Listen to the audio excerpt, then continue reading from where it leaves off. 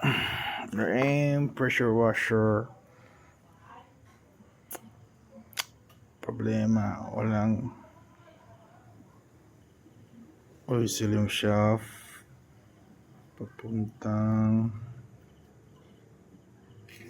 gearbox ng motor.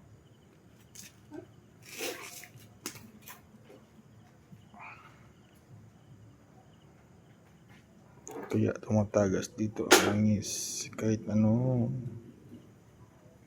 bearing lang inilagay nila, tapos wala nang oil seal, kaya dito pumapasok yung langis palabas. Wala pa akong mahanap na oil seal nito kasi wala size niya. Hindi ko pa malaman kung anong size ng shop niya. Buksan ko na to kanina